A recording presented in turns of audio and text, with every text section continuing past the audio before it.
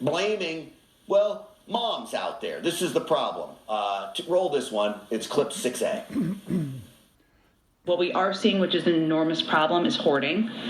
People hoarding because they're fearful. That is one element of it, and people hoarding because they are trying to profit off of fearful parents. So that is also something we're focused on taking efforts to track and adjust and address and look into.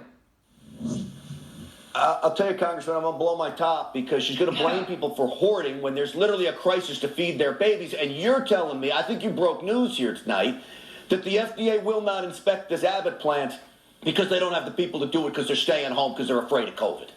Won't even return the phone call to the CEO of Abbott, who is saying we're ready to go. In fact, when we were talking to them today, they said they're shipping literally by planes, 8 planes a day, bringing them in from Ireland, from a plant in Ireland, bringing them to the United States just to try to fit the need. At the same time, we can't even get our FDA to even return the CEO's call. This is incompetence, absolute incompetence. And for Jan to sit up there and say and blame it on the mothers who wouldn't be hoarding. Why wouldn't he be hoarding? There's a shortage. It's all over the news. We know it's a shortage, and it's obvious because the shelves are empty. We also knew this was coming. We knew this was going to happen when they had the recall, and instead of FDA working with Abbott to make sure they keep their plant operating in a safe manner, they just shut it down.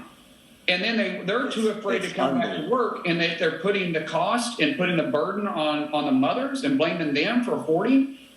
You can't make sense out of the insanity that's coming out of this administration. It's hard to even for you and I to even explain it because this is beyond common sense. This is irrational thinking. It is, and Congressman. it's a blame game. Here's what's going to happen in November. The American people are going to fire this administration because of it. Well, I'm sure you're right. Let's hope that's the case. I appreciate you working and talking to the CEO at Abbott there and getting the story out because the people need to know. Absolutely. Congressman Mark Wayne, I appreciate it's you. a great pleasure having you on. Absolutely. Same goes for you, sir. Thank you. All right, folks, the left's war on mothers is hitting from all angles. Their week on